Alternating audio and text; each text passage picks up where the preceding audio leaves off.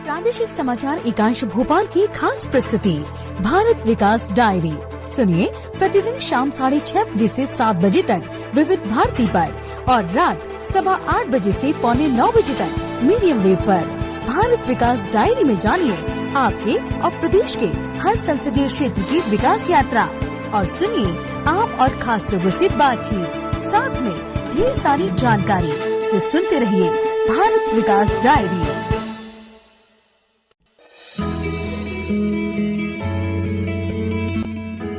भारत विकास diary.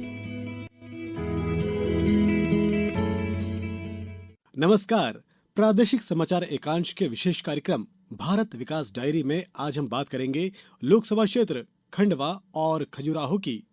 Lok Sabha क्षेत्र खंडवा के बारे में जानकारी दे रहे हैं हमारे संवाददाता हीरालाल लोंगरे। आइए सुनते हैं उन्हीं के स्वर में खंडवा संसदीय क्षेत्र की विकास गाथा।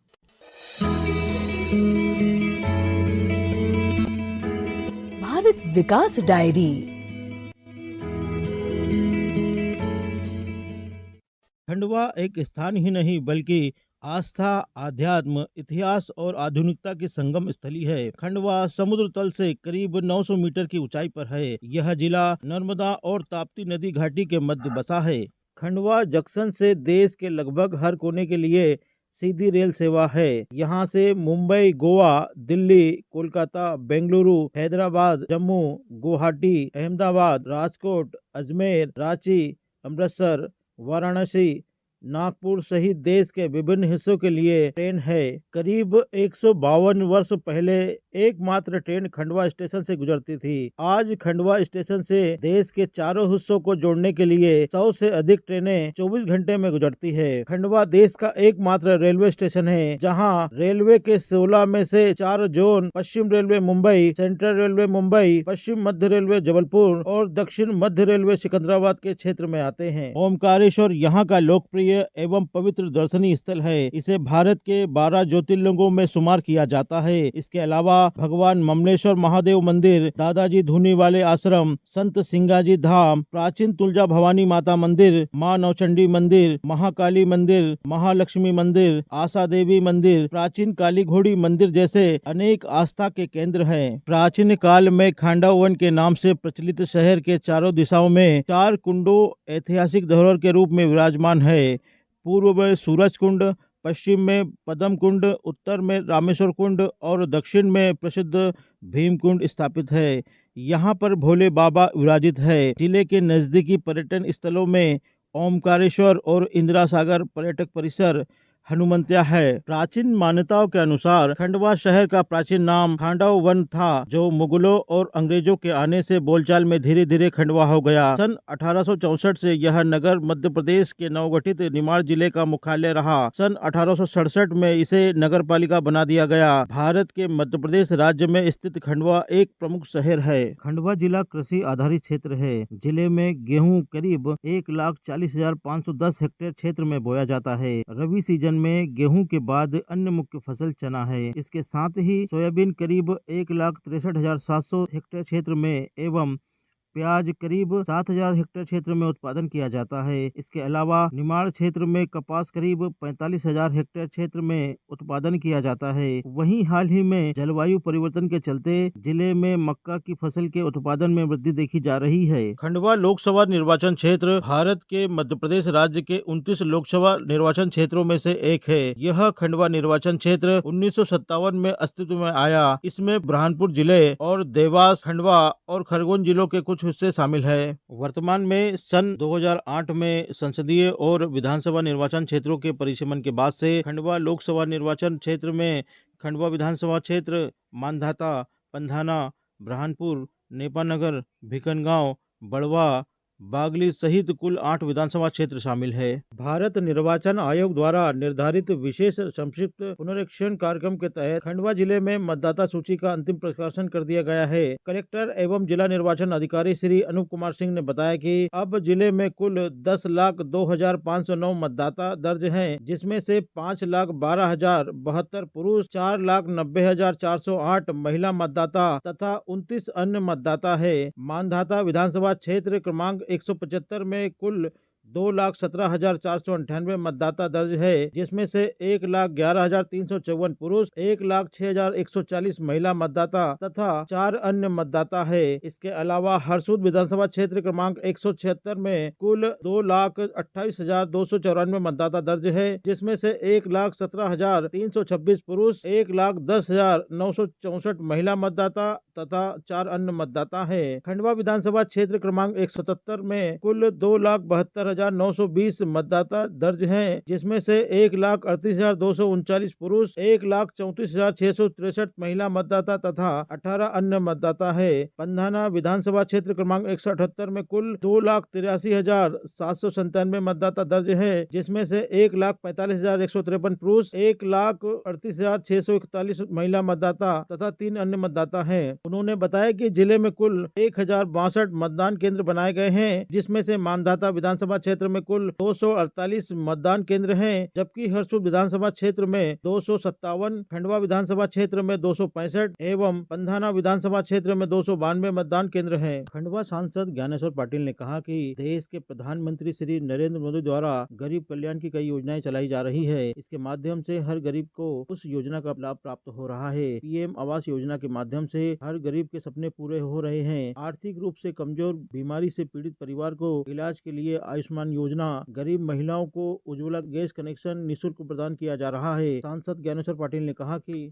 आज हम सब लोग इस बात को खुशी मानते हैं कि इस देश को आज 75 साल 75 साल में सड़क की क्या कंडीशन थी, रेलवे की क्या कंडीशन थी, बिजली क्या कंडीशन थी, लेकिन 2014 से जब से इस देश में माननीय प्रधानमंत्री मोदी जी के नेतृत्व में सरकार चल रही है, तब से आप इंदौर से इच्छापुर सड़क की बात करें तो आज हमारा इंदौर से इच्छापुर रोड पूरा कंप्लीट हो जाएगा।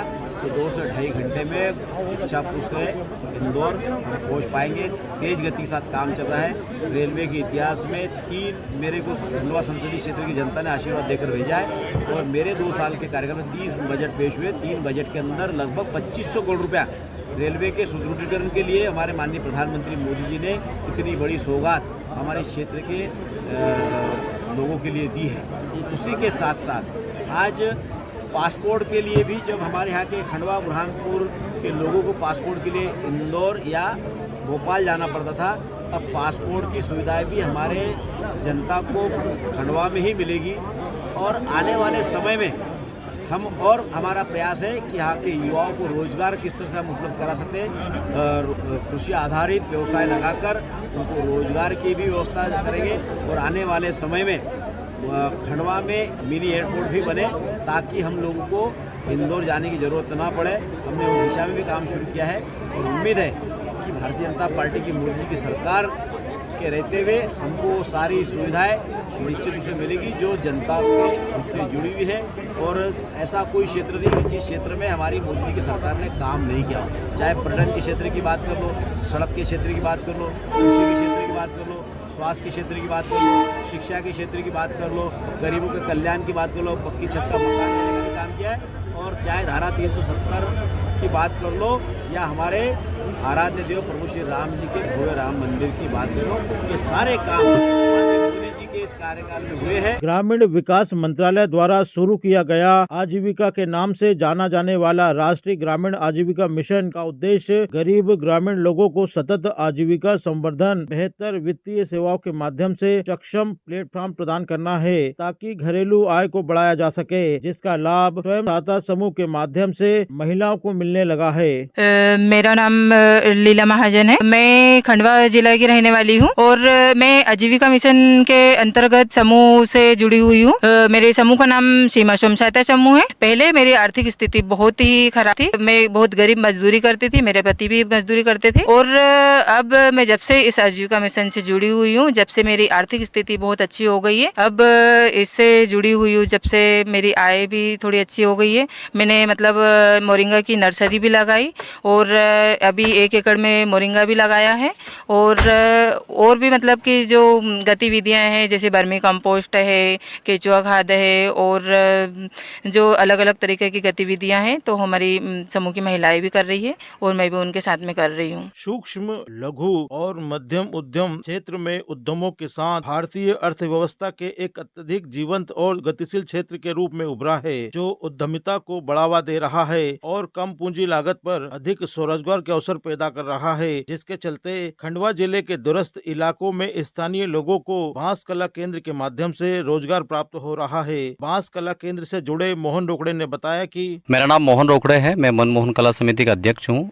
वर्ष 2020 में भारत सरकार की सूक्ष्म लघु उद्योग मंत्रालय की स्फूर्ति योजना के अंतर्गत खंडवा जिले के आदिवासी विकास खंड खालवा का दूरस्थ ग्राम गुलईमाल है, जहां पर स्थानीय जनजातीय बांस शिल्पी कारीगरों के लिए बांस कला केंद्र स्थापित किया गया है। इस केंद्र के माध्यम से क्षेत्र के जो बांस शिल्पी जनजातीय कारीगर है उनको प्रशिक्षित भी किया जाता है और प्रशिक्षण के बाद जो कारीगर वहां पे काम करना चाहते हैं वो काम भी कर रहे हैं। वर्तमान में वहाँ जो स्थानीय जनजातीय कारीगर उनके द्वारा furniture, craft, utility item, decoration item, partition, ये सब चीजें बनाई जा रही है। उनके द्वारा बनाए गए उत्पाद देश दुनिया के अलग अलग शहरों में जब भी प्रदर्शनी आयोजित की जाती है वहाँ पर वो विक्रय किया जाता है और इस कार्य से जनजातीय जो कारीगर हैं उनका जीवन स्तर भी सुधरा है और स्थानीय स्तर पर उनको रोजगार मिलने से काफी हद तक आसपास के जो गांव है वहां से पलायन भी रुका है और लगातार हमारा प्रयास है कि अधिक से अधिक कारीगर वहां प्रशिक्षित हो और अधिक से अधिक लोगों को रोजगार मिले और माननीय प्रधानमंत्री जी का जो आत्मनिर्भर भारत का सपना है वो सपनों को साकार करने में गुलईमाल क्षेत्र के बांस कला केंद्र के कारीगर अपना योगदान दे। सन 2014 के दौरान पिछड़ेपन के कारण खंडवा जिले को आकांक्षी जिला घोषित किया गया। प्रधानमंत्री श्री नरेंद्र मोदी ने आकांक्षी जिलों के विकास पर विशेष ध्यान दिया, जिसमें खंडवा जिले की प्रधानमंत्री कार्यालय से मॉनिटरिंग की गई। स्थानीय प्रशासन की मदद से खंडवा जिले को आकांक्षी जिलों से बाहर लाया गया। जिले को नई ऊंचाई देने के लिए लगातार कार्य किया जा रहा है। केंद्र सरकार द्वारा शहरी क्षेत्र के लिए अनेक योजना संचालित की जा रही है। खंडवा महापौर श्रीमती अमृता यादव ने बताया कि माननीय मोदी जी ने जब पूरे देश से स्वच्छता का आह्वान किया और एक जो हमारे देश में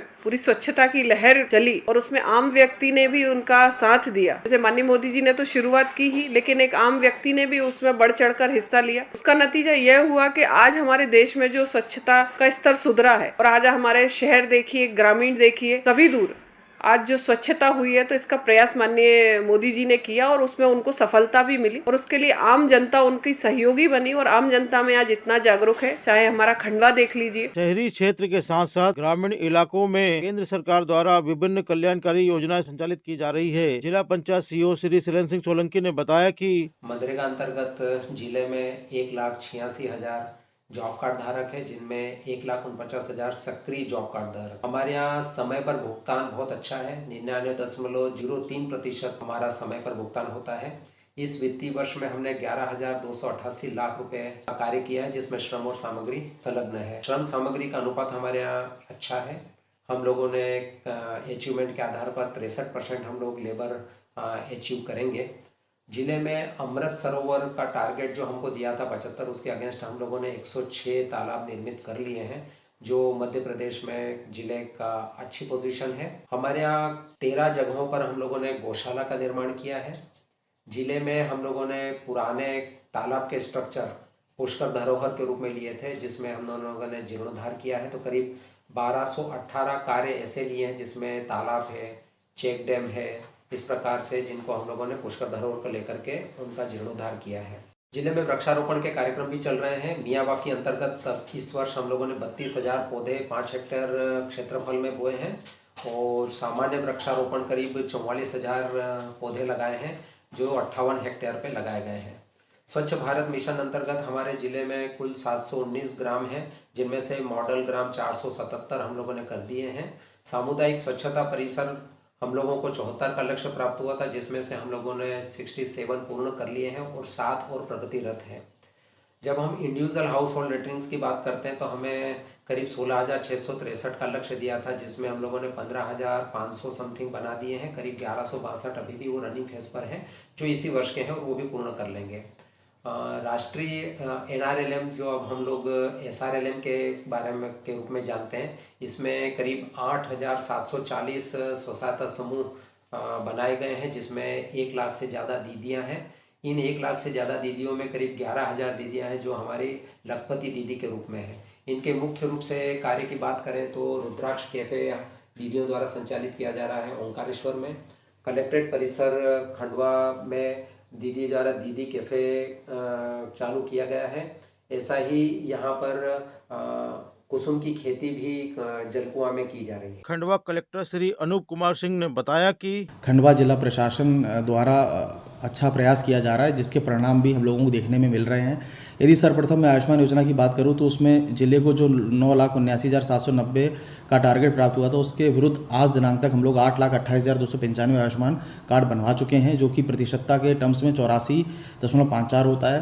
पिछले 1-1.5 महीने में हम लोगों ने 35 से 40 हज़ार के आसपास आयुष्मान कार्ड बनवाए और आगामी 1 से 2 महीने में हम लोग प्रयास करेंगे कि आयुष्मान योजना में जिले को सैचुरेट कर दें। यदि हम पीएम किसान योजना की बात करें तो उसमें भी 1,38,461 किसानों को पीएम किसान योजना के अंतर्गत 3 किस्तें प्राप्त हो रही हैं। और उज्ज्वला योजना के अंतर्गत हम लोगों ने 1,93,000 लोगों को गैस कनेक्शन दिए और अभी भी पात्र हितग्राहियों के चयन का काम चल रहा है, सतत रूप से जारी है। जो भी व्यक्ति इस योजना के पात्रता के क्राइटेरिया को पूरा करता है उसको समय पर लाभ दिया जा रहा है। पीएम स्वनिधि योजना की बात करें तकरीबन 16,500 लोगों के हमने अब तक इस योजना के अंतर्गत 10,000, 20,000 और 50,000 की कैटेगरी में लाभ दिलाया है।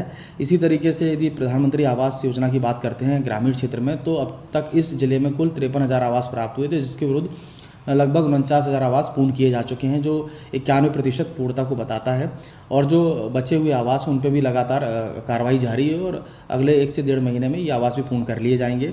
इसी तरह के स्वामित्व जो योजना है, जिसके अंतर्गत ग्रामीण क्षेत्र में आबादी का भू अधिकार पत्र संबंधित भूस्वामी को दिया जाना था, उसकी कार्रवाई भी बहुत द्रुत गति से जारी है और इसके अंतर्गत सभी गांवों में ड्रोन फ्लाइंग का काम पूर्ण हो चुका है और अगले 2 से 3 महीने हम लोग कोशिश करेंगे कि सभी लोगों को इस योजना अंतर्गत भू अधिकार पत्र का वितरण पूर्ण रूप से सुनिश्चित कर सकें। इसी तरीके से जो भारत सरकार की सुरक्षा बीमा योजना है, चाहे वो पीएम सुरक्षा बीमा योजना हो या जीवन ज्योति योजना हो, इनको भी हम लोग जितने भी जिन लोगों के बैंक में खाते हैं उनको इस इंश्योरेंस का लाभ मिल सके, इसके लिए उनको प्रेरित करके उनके फॉर्म भरवा रहे हैं। और अभी हाल में जो विकसित भारत अभियान गुजरा है उसमें भी हम लोगों ने इस योजना अंतर्गत सभी जहाँ पर ये यात्रा आयोजित की गई ग्राम पंचायतों में और नगर पंचायतों के वार्डों में, वहाँ पर इस योजना अंतर्गत फॉर्म भरवाए हैं और अभी कोशिश करेंगे कि हम लोग जो अभी तक इस योजना के लाभ से वंचित रह गए उसको भी बहुत जल्द हम इस योजना का लाभ दिलवा सकें। तो जहाँ तक भारत सरकार की विभिन्न फ्लैगशिप स्कीम की प्रगति की बात है, तो निरंतर इस तरफ हम लोग प्रयास कर रहे हैं कि जल्दी से जल्दी सभी पात्र हितग्राहियों को हम लाभ दिलाकर इन स्कीम्स में सैचुरेशन प्राप्त कर लें। खंडवा जिले के बच्चों का भविष्य उज्जवल बने, इसके लिए शिक्षा के अनेक संस्थान बनाए गए हैं। नर्मदा नदी के तट पर स्थित ओमकारेश्वर को लंबे समय से अद्वैत वेदांत दर्शन के लिए एक वैश्विक केंद्र के रूप में मान्यता प्राप्त है, जिसे आदि शंकराचार्य द्वारा समर्थित किया गया है। यह पवित्र शहर भक्तों और आध्यात्मिक ज्ञान के साधकों के दिलों में बहुत महत्व रखता है। खंडवा लोकसभा क्षेत्र से आकाशवाणी के लिए हीरालाल लोंगरे।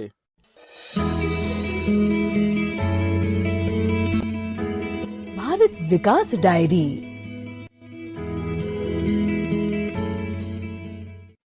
कार्यक्रम के आज के अंक में फिलहाल इतना ही। कल फिर हम बताएंगे 2 लोकसभा क्षेत्र की विकास गाथा के बारे में। तब तक के लिए दीजिए अनुमति। नमस्कार।